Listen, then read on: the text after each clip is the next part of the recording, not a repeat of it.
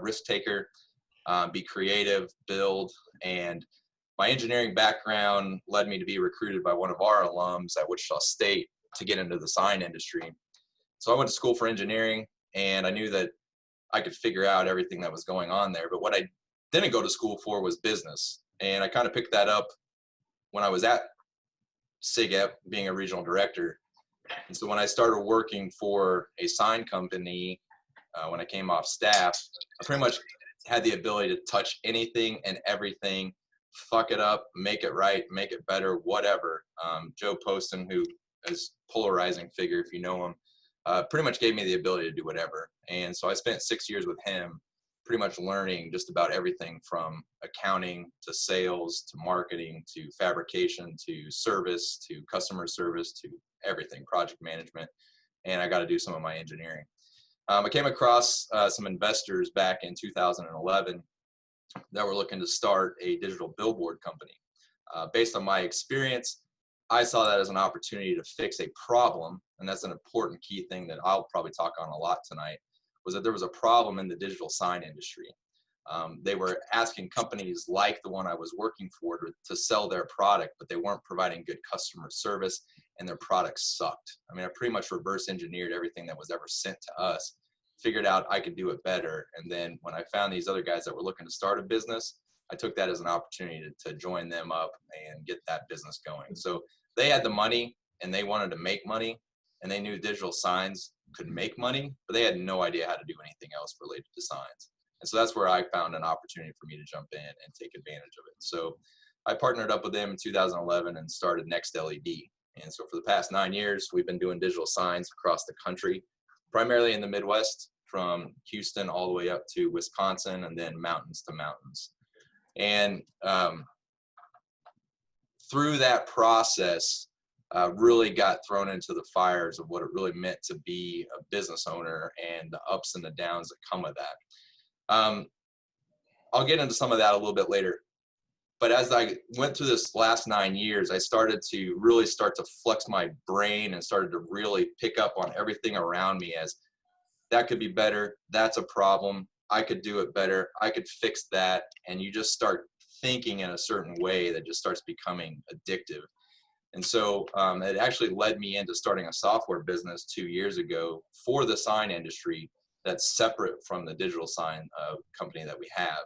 And so it's a software as a service business, or commonly known as a SaaS business, for anybody who owns a digital sign. And so we've been working that for the past 2 years, trying to solve one of the major fundamental problems in ownership of a digital sign for a small business.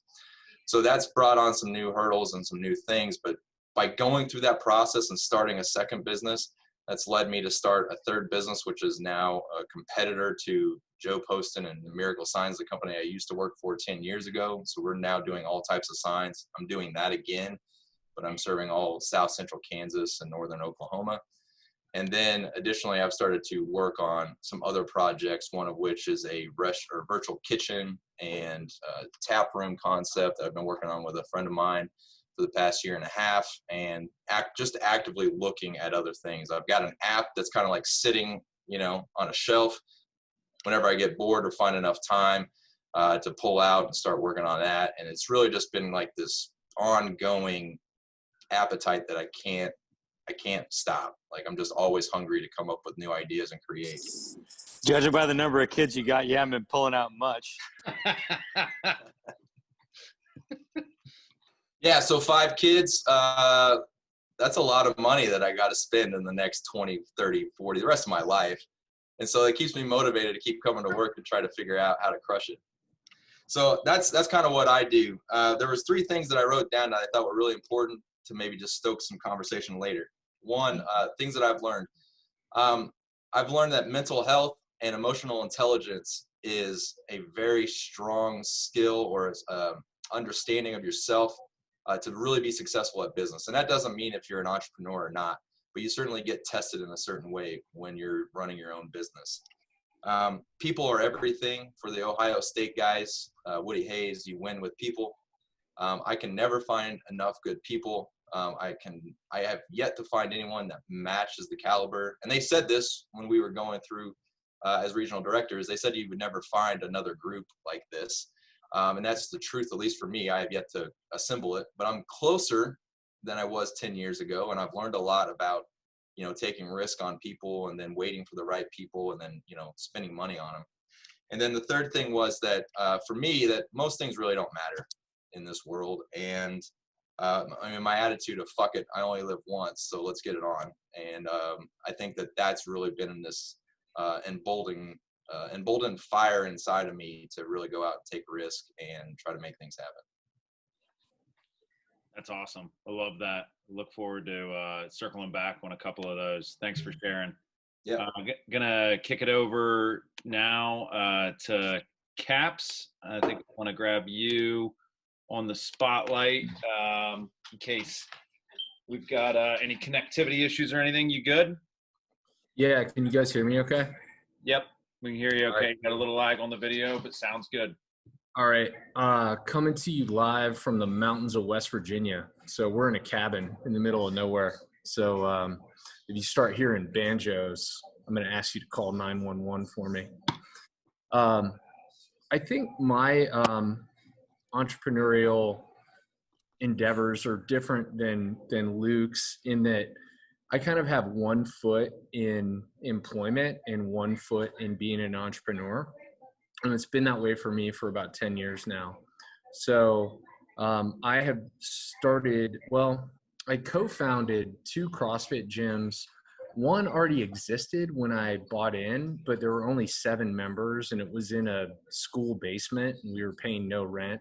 So I was pretty close to founding. And then the second one I founded outright and then sold. So I've done pretty well at having passive streams of income from that. So that might be interesting to some of you guys who aren't looking to quit your 9-to-5, but are just looking for, some kind of entrepreneurial thing on the side. So for me, it's all kind of about the side gig.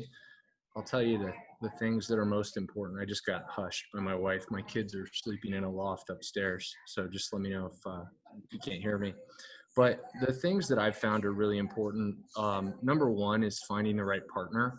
So I've never done anything without a partner.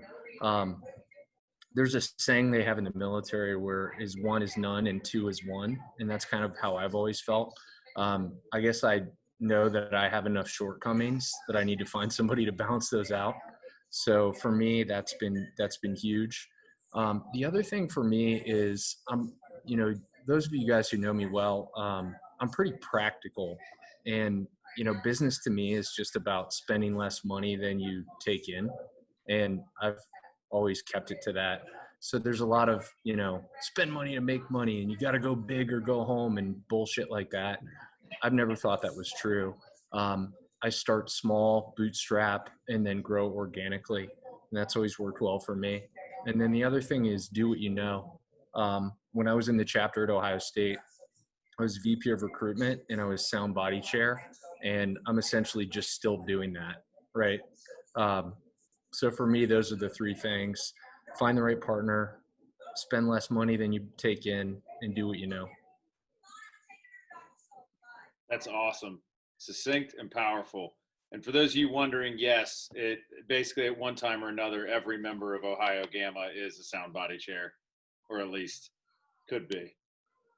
All right. And then we're going to bring it home with Mr. Valentine himself, Kyle Argenbright. Kyle, why don't you tell us a little bit about what you got going on? Hey guys. So I was on staff, left staff, and decided to go to law school. I wanted to go to law school to learn how to start businesses. I was there 2 weeks sitting in a property class, listening to some dickhead professor tell me things I wasn't really interested in. And I left and started making calls. So I called a guy that went to law school and was starting businesses at that time. So I told him, I said, I don't know what you're doing, but I want to help. And what he was doing is effectively just raising capital for projects or placing capital for a bunch of big farmers or feeders that had more money than they knew what to do with. So through that, got to see a lot of different industries, a lot of different just deals put together, and learn kind of how that was done. One of my fundamental dysfunctions is that I cannot be told what to do. I just don't like taking orders. I hate bosses, no matter if they're cool or not. And so it was really starting to point towards a situation where we were going to go start businesses. So we, through this capital raising kind of private placement projects, we'd done a little bank in Kansas, and it worked.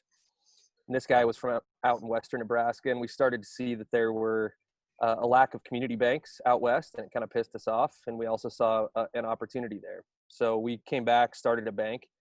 We bought a little charter. It had 5 total employees, about 25 million in total assets in one location.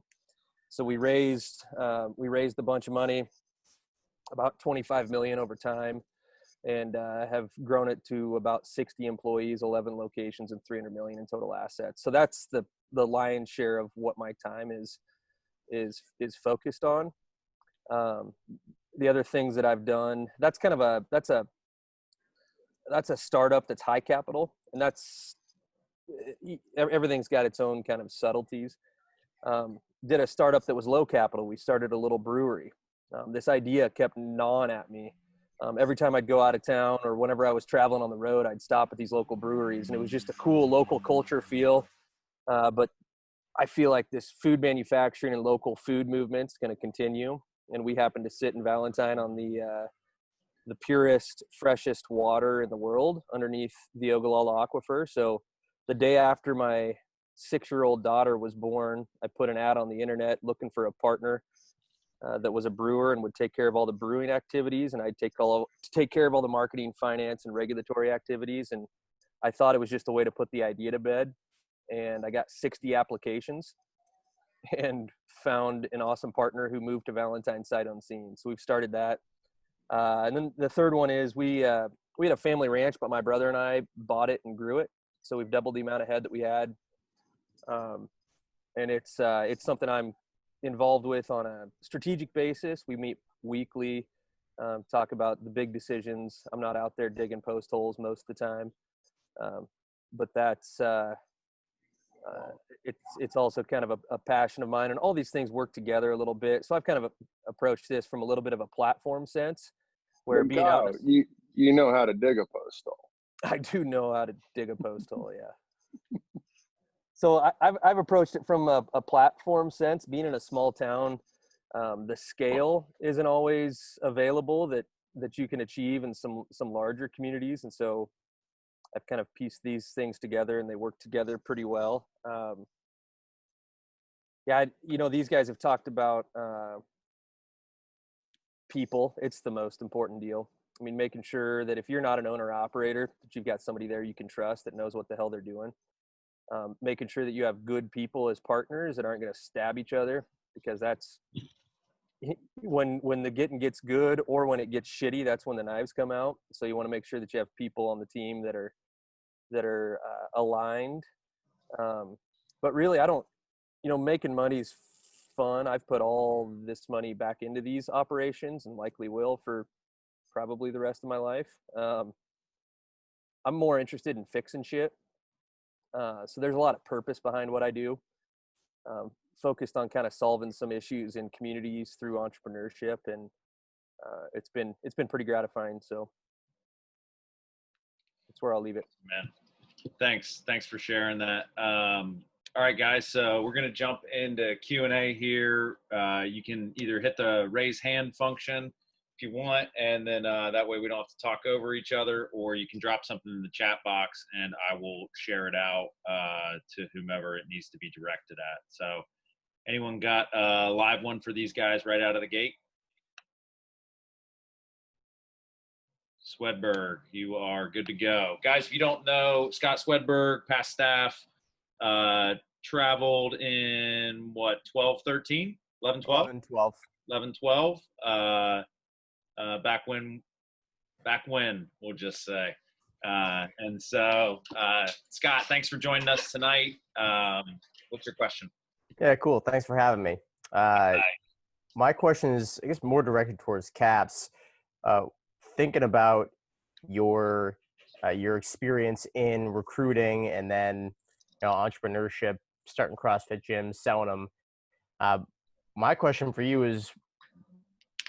Is there anything that is keeping you from starting your own recruiting agency, or is that something that you've done? Like, have you been entrepreneurial in that space, or you just sticking to the fitness side? Yeah, so I worked for a small boutique search firm that was 100% on commission. And that Mm-hmm. was, as close to kind of the entrepreneurial side of recruiting as I had got. What I found out was I hated losing money more than I liked making money. And there was one particular placement. It should have happened. It didn't happen. I'll spare you the details. Some night we'll get a beer and I can give you all of them. But basically, I watched 130 grand evaporate because of a stupid decision somebody made, and I was like, "F this! I can't handle this anymore. I'm getting a job." And I've got 4 kids too, so just the stress and pressure of that. Hats off to people who can handle that. I decided it wasn't for me. Yeah. No, Cool. I got that. no Thanks shame. for sharing that. Yeah. Yeah. Fentner, you raised your hand. Let me spotlight you here and go ahead and mute yourself or unmute yourself. Sorry. Fire away. All right. Hey, guys. This goes for all of you. I'm really curious how COVID and just the market has impacted your ventures that you do. Excellent. And yeah, sorry, Fentner, I meant to give you an introduction, guys. Eric Fentner traveled in 10-11. Yeah, as a part of the highest grossing regional director team in the last 35 years. So 2,100. Yeah. 6,401. So yeah, question to all you guys. How are you seeing the current pandemic and the fallout from that impact your businesses? Luke, we're going to start with you first. So I'd say on the manufacturing side, which is Next LED, where we manufacture the actual hardware, the digital displays. When it first hit, saw a 2-3 week stop, no sales, completely dry. I was pulling my hair out, right? And then something happened. Then because of our marketing, because of our sales, because of our sales team, and we started focusing on how do we do this differently? How do we do something that our competitors aren't doing? How do we get the people who were just about to buy a sign get back off the fence and make the purchase? So we tweaked some of our marketing. We got on and got real active on Zoom calls, and things came back. So the 3rd week of April, it was like this flush, like this floodgates opened up, and the sales that were sitting on the sidelines for the previous 3 weeks came back. And I thought that was great, because I think that meant to me that businesses weren't ready to kill marketing. They were just ready to spend it differently or wisely, that worked for their business. Now, with that said, we had a really good 3rd week of April to the 3rd week of June. And then the last 3 weeks have sucked. And so I feel like there's been a dip. But with that said, this past week, this current week right now, our sales have come back in a way that's better than our average week would be. And so I'm still optimistic that the hardware side of the business is going to continue to fight and get through this. We landed a large contract before COVID. They've honored it. They've stayed with it. And we're still continuing to push product out through some specialty distribution with a new product line that we have. And that's been really good to keep things afloat. On the software side of the business, nothing's changed. People still value the service that we provide them and their outdoor digital signs. And so we've actually picked up new users because of the coronavirus and some of the marketing that we put forth. Awesome. Kyle, Dennis, anything to add from a different perspective in the way you've engaged with clients? As to Kyle, I saw you on mute. Yeah, I'll answer it a little more theoretically. I think during difficult times, entrepreneurship shines. So people that are agile, people that can adjust, people that operate leanly will just blow the shit out of the competition. We've seen our greatest growth as a bank we started during the financial crisis. Everybody thought we were absolutely insane. We just gutted the big banks. And we're about to do it again over the next 2 to 4 years. And so I think anyone that wants to start something, anyone that wants to grow something, if you can get your bearings about you and make sure that you're operating just with absolute absolute efficiency and purpose, I think you can smoke the shit out of people the next 2 to 4 years. Fuck yeah. Yeah, Take territory. I love that, Kyle. I think that's really true. The only other thing I'll say, and my business might be a bit unique. It could be a lot harder to do this in some other businesses, but if your customers feel like owners, they take ownership in your success and they want to see you succeed. So we lost maybe less than 10% of our members, even though we had a forcible shutdown for 2 months in a place where you actually have to go to a physical space and breathe hard. They made T-shirts that said "Stick with AFC." They, did everything. I think there was a lot of peer pressure to support us, but we did what Kyle said too, which helped us by adapting. We loaned out all of our equipment to our members free of charge, like a library. We went to Zoom workouts right away. So I think it was a combination of those things. And to Kyle's point, we're stronger than ever. We're at our high watermark from a membership standpoint. And we actually, made money during the pandemic because we also were able to apply for some of that, government funding because we have 2 employees that we paid. Nice. Excellent. Sieber, you got the next cue. Yeah, thanks. So, I think people is a, pretty fundamental, component to being successful in business, right? So I think, Kaps, you've been a recruiter. Luke, you might have an opinion on this too. You've done a lot of hiring, especially Argenbright here. Valentine is not exactly Lakeshore Drive. So I'm just looking at you guys thinking about, how do you attract people? How do you identify people? How do you think about talent? Because Kaps, you said something that I think is key to being an entrepreneur. How do you get the passive income without necessarily having what Rod Raymond calls the concrete boots, where you're stuck running the business? I'm interested in how you guys float from one opportunity to the next and do it successfully. Who wants first crack at that? I'll take it. I would say both of my partners at both my CrossFit gyms are of really high moral character, right? I know that I could trust them. Handshake as good as their bond type of guys. And they've always honored their word. And, you're not always going to know if somebody is that way or not, but I definitely thought they were that way. And they both have been. They both go to church a lot too. So maybe that's one indicator. Might not hurt. Yeah. Luttrell, what do you think?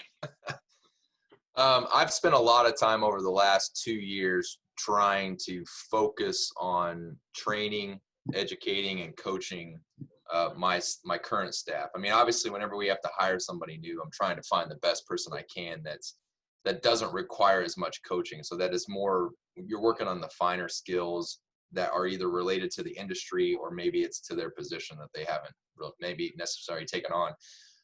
My marketing, my director of marketing and customer experience has zero experience with marketing, but because of his personality, because of his skills and his previous experience in other jobs, I felt he was the right role. So I bring him in here. He's the right person, but I got to turn him into a marketing person. And so I have to help him change gears and recreate himself at the age of 45. And he's done a good job, but it takes a lot of work. And so for me, one of my daily metrics that I keep track of is teaching experiences. And that could be with my kids, that could be with my wife, that could be with me, that could be with my employees. The whole idea is I've got to try to make everyone around me, I've got to make the culture a culture that wants to learn just as bad as I do and wants to improve themselves just as much as I do. That's huge. That's huge. And Barra just dropped a hire for talent, train for skills, which I think is a solid synopsis. Now, Yep. Argo, we'll throw it over to you here for a second, because you hired your brewery partner the same way that Motika lands dates, which is over the internet. So what's that look like? Yeah, I do all the hiring at the bank too. To begin with, I didn't, and we had some misses. I've hired the last like 40 people. So I look for energy, I look for intelligence, and I look for character, and we will train the shit out of them. But typically, if you find the right people, and we'll overpay for people too. Like, we don't let an offer get in the way of a job. So we'll pay them more than they're getting right now, and just let them know exactly what they have to do to perform. And if somebody's willing to take that jump, they're gonna make it. They've always made it. So even the training side, like we're probably pretty poor at onboarding at the bank and general training, but the people that we hire, just they find the resources they need to be better at their job. Mm-hmm. So can you talk a little bit about, I feel like from an organizational standpoint, culture is always talked about. From an individual standpoint, it comes up as character. How are you assessing the character piece in your hires?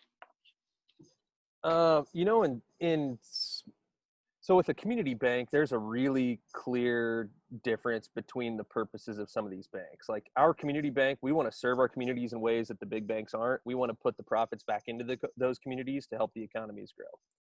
And so if people are attracted to that, that's a pretty good filter right away. Mm-hmm.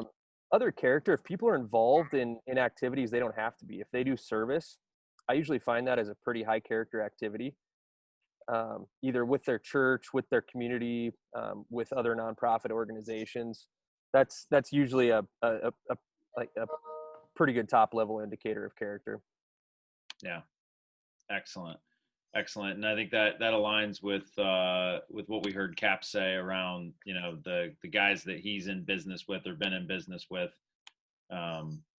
respect to where they spend their time outside of work. Especially, I mean, if you're talking about a business partnership, you need to know that person's not going to steal from you and that person's not going to screw you over. Those are the two most important things. But I would say Kyle's his answer was really good. The only thing I would add is really Google the person and see what you can find on social media and see what they post, see what they do. Mm-hmm. People will tell you who they are. You just have to take their word for it. Yeah. Excellent.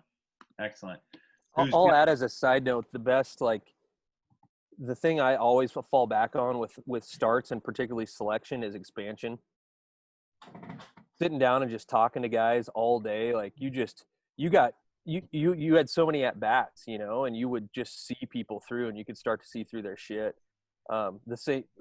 Determining if a sophomore at Elon smokes weed is the same as determining if a loan officer is going to make goals effectively. Yeah. No offense, Swedberg. Yeah, the answer is that sophomore does smoke weed.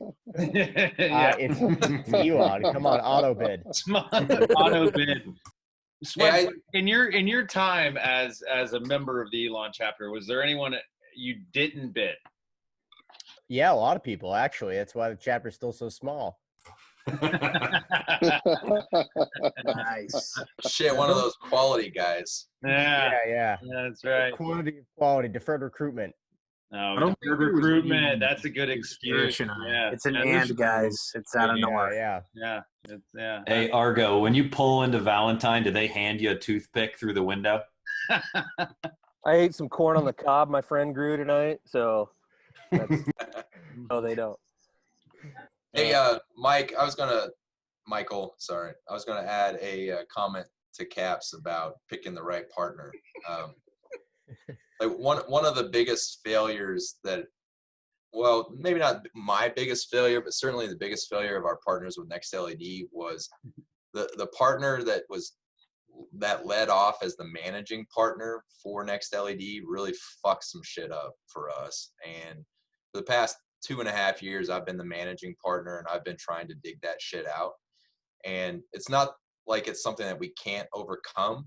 But because of some of the decisions he made financially, it's really put us in a shitty spot. And now, because of that, we're now in a lawsuit with him. And so what it's done for me in regards to that is it's it's drained my energy when it comes to some of the aspects of the business, and it's really wasted my time and our money. And so I can't speak loudly enough to what Dennis said or agree more confidently with what he said. You got to get it right. It's no different than marrying somebody. Like, you got to get it right. You got to know who you're getting in bed with and that you're planning on being with them forever, or at least until the business shuts down or that you guys sell it. Sounds like I'd be a terrible entrepreneur with those last two qualifications, but Probably. probably. Be a great investor, though. You got to build controls around it too, like really have expectations of all your partners, and it varies all over the board. Yeah. Like with the brewery, I told everybody the brewer's in charge of the beer. I'm in charge of anything else. If you have a problem, I'll buy you out. With the with the ranch, we work on consensus, which is fucking difficult with a brother sometimes. And with the bank, it's a $50,000 attorney bill to figure out an operating agreement that determines, you know, how much say people have in different positions. But you've got to line all that out to begin with. No matter how trusting or good that partner is, it can just, people change and things change over time. So you got to do all that homework up front.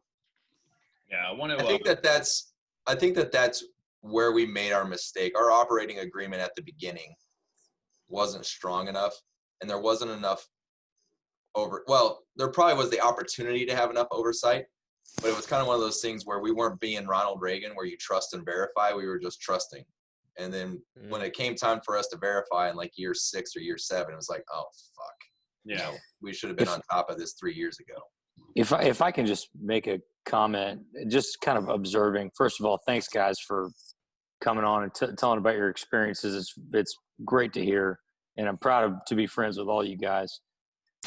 But I've seen a lot of people get in lawsuits and try to motherfuck each other. And, you know, my observation is that on the front end, you need to have strong documents. And if someone balks at a strong document with questions like, well, don't you trust me? And the answer is, of course I trust you. That is why we're writing this all down. And if you don't think that's a good idea, that is the biggest red flag you could have.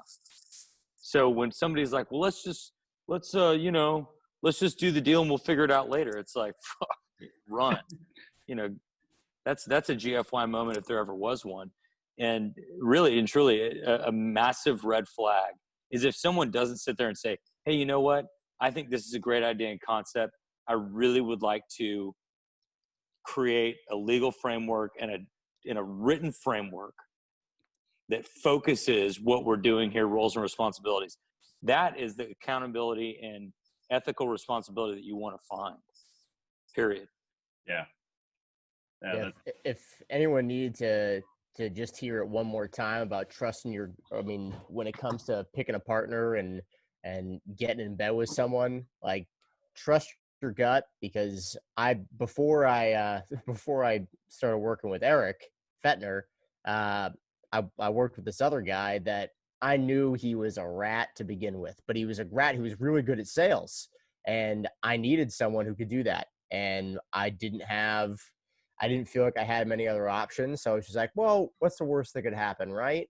Well, you know, here I am however many years later, and, you know, a year and a half ago found out that he had stolen 20 grand worth of clients right after I'd given him a commission advance for a reason that I don't even know if it's true.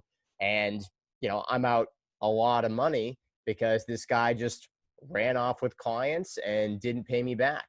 And, you know, the money's one thing, but the brain space is another. I mean, like Luke said, man, it is, I probably lost more money just dealing with that bullshit than the money that he actually took.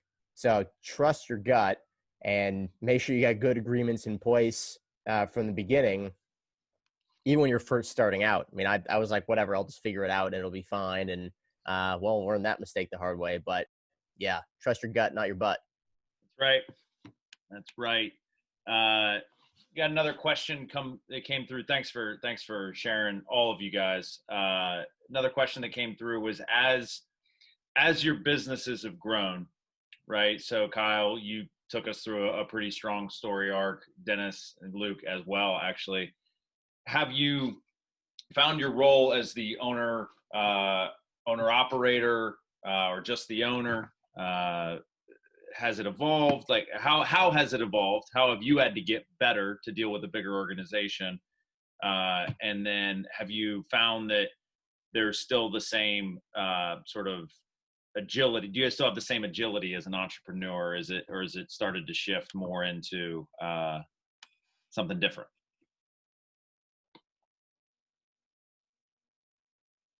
I think for me, I've had to become very, very deliberate about how I spend my time. And, and you should take that, you should know that, like, I'm very deliberate about spending time on the Golden Era and interacting with you guys, because there's a lot of value that I get out of this, but I'm very deliberate about that, right? Like, I'm not spending my time fucking off. Like, I'm very deliberate about how much time I spend on certain things, and my day is usually planned out from 4:30 a.m. through 9:30 p.m. when I go to bed. And over the last 2 years, it's been very specific about getting those big boulders out of the way first, the most important things, and then making sure that I am purposely scheduling open days and free days. So for me, an open day is a day that I have no meetings scheduled.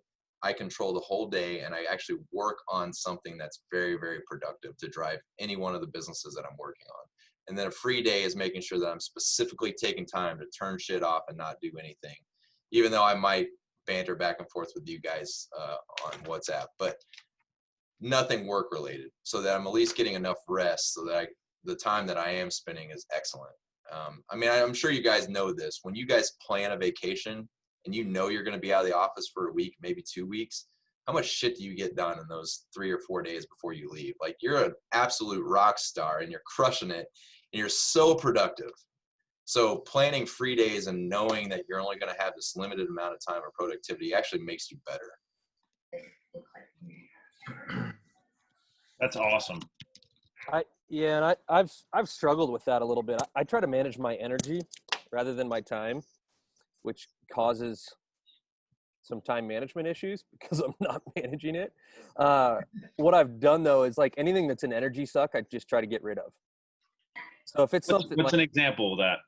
like accounting, like, there's fucking accountants out there. They can do these things. You know what I mean? Like, I don't need to do that. Within the bank, to scale me up, I've tried to take I'm best when I'm kind of on the growth edge, or like I'm either way out in front trying to find opportunities and create opportunities or strategies, or I'm way in the back, like, fixing things that have fucked up. And so those are like the two edges that I go on. So the day to day, if you structure it properly and you have the right people there, it can kind of hum along, and you can hop in there periodically and just, adjust the ship. And so it's been a challenge though to train those people to do a lot of the kind of day-to-day stuff that I was doing, and do it without creating stress that I'm not involved in it. And so effectively delegation is the answer in the end. Mm-hmm.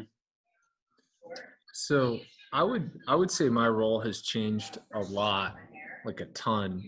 So when you have a full-time job and then you start a business on the side, you still have to work your full-time job. So you got to start your business in the hours that are outside of normal business hours.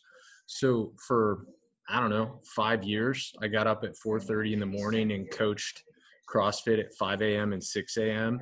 and then went and worked all day. And then sometimes would go back to the gym and coach the last class at 7 p.m. and then clean the shitter. So, now I think I spent 2 hours on the business last month, and probably about the same this month. And that didn't happen overnight. It took 10 years to work myself into that position. So, Rapaski was the janitor on Sundays for a while at the gym during his 6-month period living in Granville. So I would take the help wherever I could get it, and I was happy not to do that. But what's interesting about that is it's like, how there's like a chain of command where, if the president dies, the vice president's in charge, then it's the secretary of state. And then who the fuck knows what happens after that? Something. But like 5 or 6 or 7 down, sometimes shit still comes to me. So next week, I actually am going to have to clean the gym at 7 p.m. Yeah. So it changes, but not entirely. That's right. Well, I think what I would say about Rapaski, just on him as a janitor, I would say that he was cheerful in all weathers, never shirked a task, splendid behavior. Thank you. Hey, Michael, I was going to make a comment on Kaps and Kyle because I've seen it in both of them. And if you watch the Michael Jordan, the Bulls documentary a few months back, Michael Jordan had that quote where he said, I was willing to push and pull and do whatever I had to do. And everyone was going to do it because they knew that I was going to do the same thing. I mean, Kaps talking about cleaning the shitter and Kyle about sticking his hand up a bull's ass. Like, they're willing to do that shit and they're going to ask and expect you to do the same thing. And I think that drive, I don't know if it came from SIGEP for all of us, but it certainly was created more for it, or it grew inside of me when I was an undergraduate and just continued on. So I think people who have that drive and have that willingness to go in and do whatever it takes, whenever it takes, like that's one of the fundamental things of being successful at running any business. That's awesome. Thank you. Great observations. I would add to that because I think, if guys are looking for to start deals while they've got their current gig going, be very careful about designing that around your lifestyle. So like, Kaps, for instance, CrossFit, it seems happens often in the morning and after work hours because that's when people can come. Breweries aren't open at noon on a Wednesday, not a big deal. I started a franchise restaurant and it was the dumbest goddamn thing I've ever done in my entire life. It's good stuff though. It's good, but I can't be there if they need help. I can't, and if you can't be there, you can't affect culture. You can't provide that type of leadership. And it's just it's a tough deal. So make sure that if you're thinking about stuff, design it around your lifestyle and make sure that it's a decent fit, if not complement. Yeah, it's that brings up another question that got dropped into the box to me, which was, what are some critical missteps, right? Like if you could have one back, sure, you learn from it, you feel good. I think Luke, you kind of leaned into a little bit of one there, but like, what are you, what's the scraped knee that you're taking the lesson away from? If you're putting an uncomfortable amount of money into something, don't do it unless you have control. I mean, if I invest in people, that franchise restaurant, just to bring it up again because it makes me so happy. I put an uncomfortable amount of money in it, and I became the franchisor's bitch. And it drove me absolutely insane. On the flip side, I can't affect the day-to-day in a way that I want to because it's open 80 hours a week, and I can't be there. So it's a fucking Waffle House. Jesus. It's a Runza. It's a burger franchise deal. It's like a beef and cabbage hot pocket. It's like a Nebraska religion. It's weird. Beer rocks. Sounds like it runs your balls off. Yeah. Beef so and it's hot pocket. Loose meat sounds like sandwich, a right? golden idea. but like giving up control, man, that's a big deal. And so you got to make sure that the investment matches your control to a certain extent. Mm-hmm. Mm-hmm.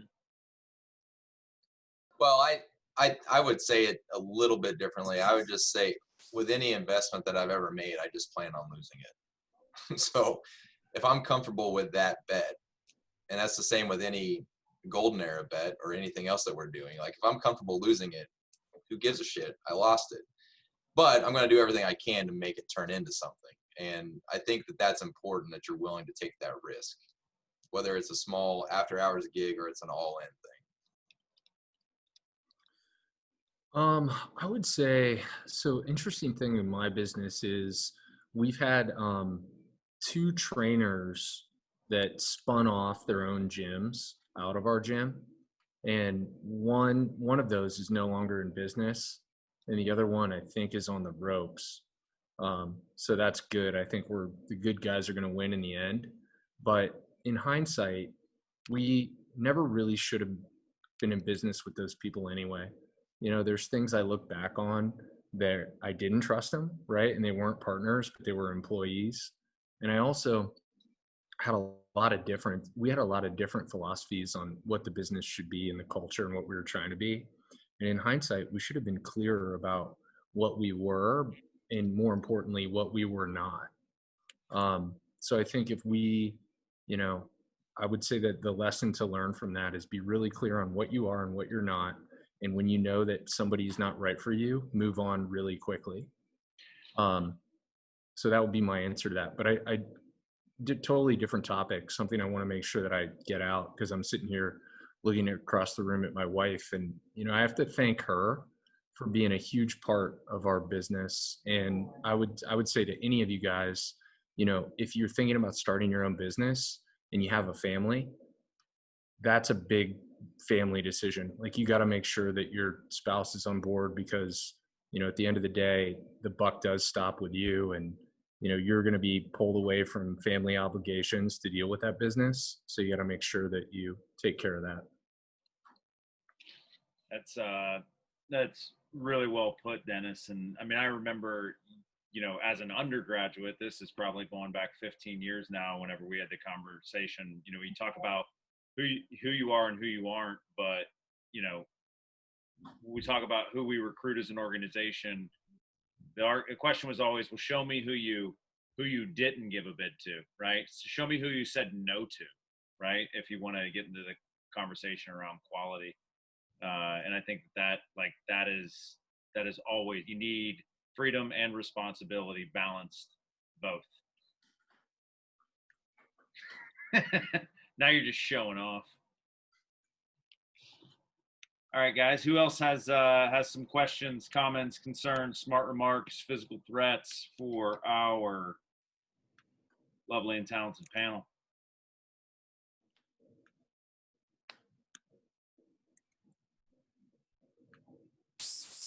I feel like that everybody on this call has at least one. Man, I really wish I could have that one back. But only the guys that are business owners understand the real cost of that. Because you make a mistake at work when you work for somebody else, it costs your boss, but it costs him more to fire you than anything else. And I appreciate y'all sharing when you fell on your face. I mean, I got plenty of those stories myself, and from hiring to stupid stuff I did in meetings that lost deals or whatever. But I think that's maybe the best thing that entrepreneurs can do is learn from that crap. I typed in here that experience is the best teacher, but the tuition is far too high. My boss, Mike Boyd, who trained me and is a legend in what we do here in Houston. I mean, he told me that my third day in the business. But the bottom line is, it's a fact, and there are a lot of expensive lessons out there. And the better your mentorship is, and the better your partners are, the cheaper those lessons get.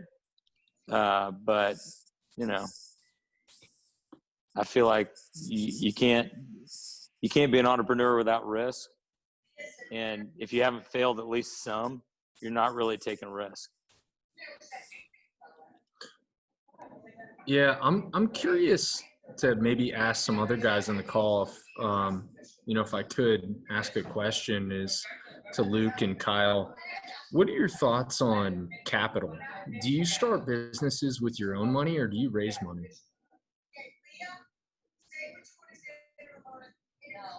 I kind of reflected on that a little bit before the call. Like, whatever you think it's going to cost to get into business, add 50%.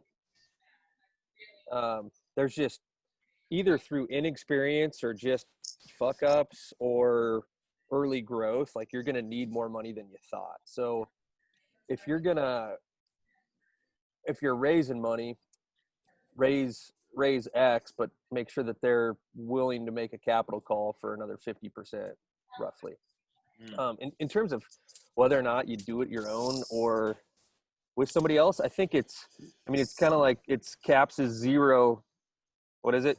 1 is 0 and 2 is 1. 1 is none and 2 is 1.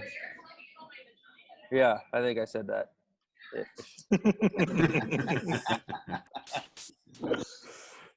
It depends. It really depends on the project. I find I get a lot of energy from other people, and just having somebody that you can have a beer with and just bounce things back and forth for 3 hours or 4 hours and harden your strategy, that's got value. But if you're the subject matter expert and you've got a corner on this deal and you want to go, just you got enough cash to get it going, don't give up equity unless you have to. It really depends on the situation, in my opinion. Yeah, I'd agree. I've seen myself, I've got 2 things going on. One is, out of the 3 sign businesses that I'm a part of, which that's where I spend most of my time every day. Project Content, I came in as sweat for equity. Or sorry, Next LED, when we started the business, I came in as a sweat for equity. But I've got a small portion of Next LED. When we started Project Content, I believed so much in it that I ran with the majority of the money and was the lead investor. But I raised a lot of money to help build out the software and get the coding going and doing all the things that went into that. So because I had to raise a lot of capital, my equity portion was diminished, but I was willing to do that because I do believe in the product, even though it's, as Kyle said, everything takes twice as long, everything costs twice as much. And I knew that going in. And even though I planned and raised as much capital as I thought I was going to need with that in mind, I was still a little bit short. And so we've had to figure out how to creatively finance, this bridge until we get to this next growth in our business. And then on the Wichita Sign Company, that's me with another partner. That's fully funded by ourselves, and we didn't have to go raise money for that. But that was one of my strongest suits. Like, I didn't need to go find somebody who was smarter, or I didn't need a lot more capital to go pull that off. So I fully funded that. Now, I'd say that the benefit with going out and raising capital, Kyle, you're talking about having a beer with somebody, which you can do. I look at it as there's a lot of older guys that have a lot of wisdom in our city.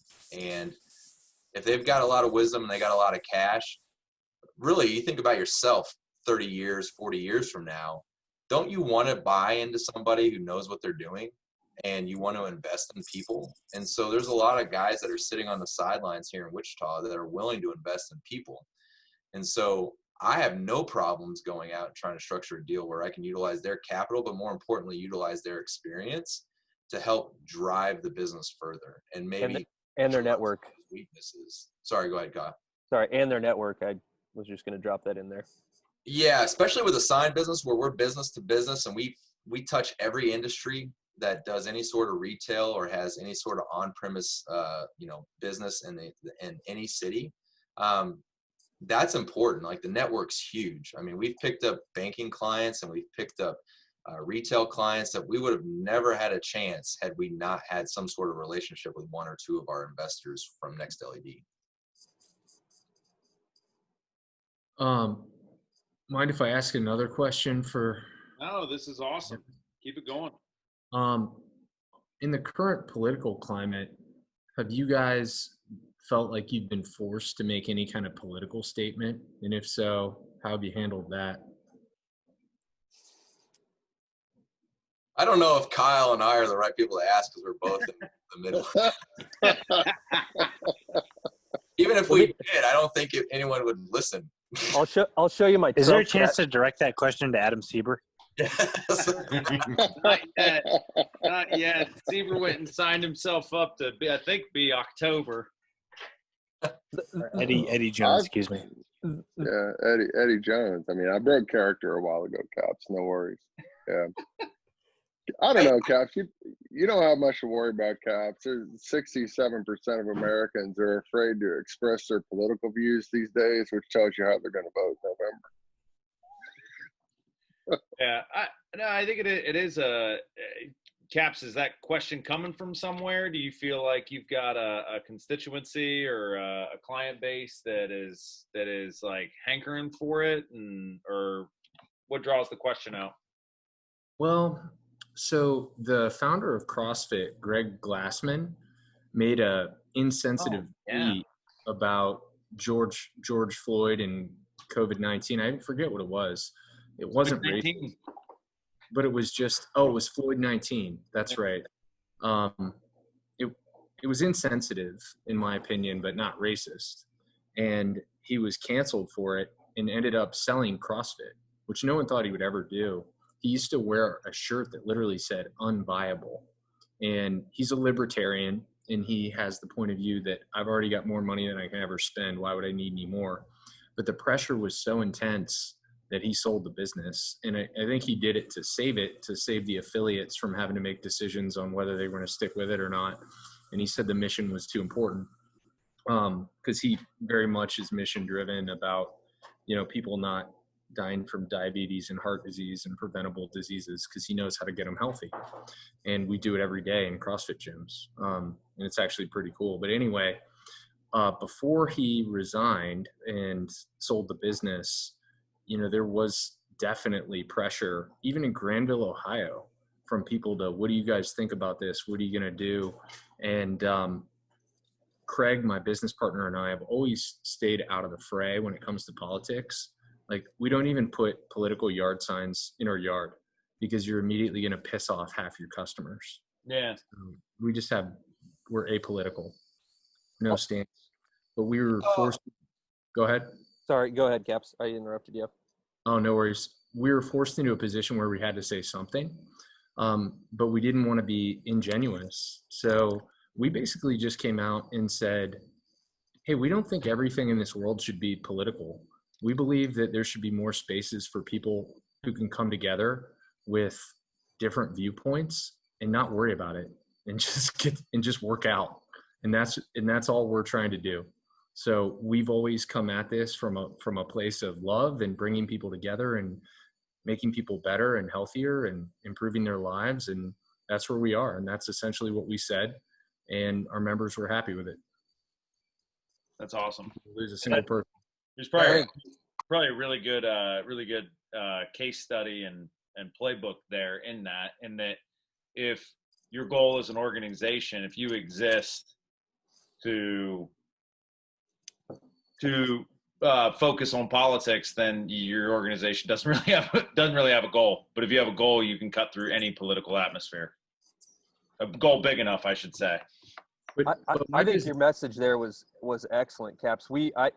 I believe community trumps politics, and you can, and that's all we talk about. Anything we do is just community focused, and that wins hearts and minds all the time. It's also why we do shit too. But it keeps you out of the political fray. So if you're talking about creating a space where people can just come and they can converse, and it doesn't matter what you believe, and our purpose is to provide an asset and some sort of opportunity in the community that otherwise didn't exist. People, I mean, that's what it's about. And people just, they'll slop all over that shit. And Kyle, just to add to what you said quickly, politics used to be community. And one of the big problems that we're facing as a country right now is that it's, in many ways, it's not community driven anymore. So it's disassociated from individuals in the way that it, grew up organically in this country. So I think, we'll save some of that commentary for September or October, whenever Rep slots me in. But I think you've hit the nail on the head right there. Well, I think I got relegated on slotting people in based on a call log that I looked at. Well, you chose to work through Donna. Everybody knows she trumps you. So what are you going to do about it? Nothing. I'd be stupid to. All right. Caps, I really love hearing the questions from your vantage point to the other guys. Kyle, Luke, what questions do you have for each other and Dennis? you know, the voyeur in me runs pretty hot to start with, but right now I am rock hard. I don't have questions for Kyle because I was fortunate enough to spend time with him 2 weeks ago. And if you guys didn't see the LinkedIn post of his article in Omaha's World Herald or whatever the newspaper is up there, Kyle, you're doing every fucking morning, brother. Kyle's doing some really awesome shit, and I enjoyed my time up there, Kyle. I still got your beer in my fridge, and I'm down to my last one, so I might have to come back. But my question for Kaps really would be, when I've been around you in Granville, your attitude is uplifting. Your mental game is always strong.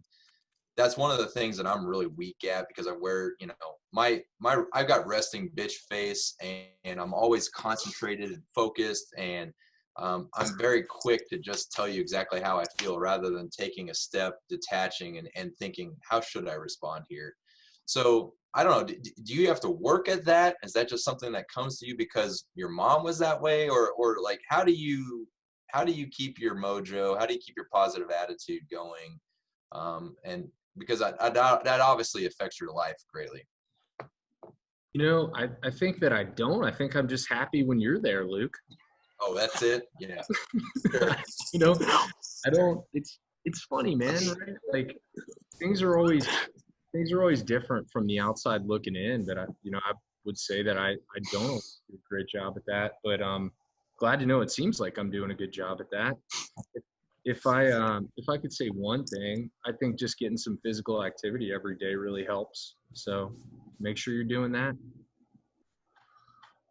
I mean, what were you at? If you did the whiskey boat to Ogallala exercise every day, under 15 minutes. Yeah. Luke, I actually want to jump on something opportunistically here, and a question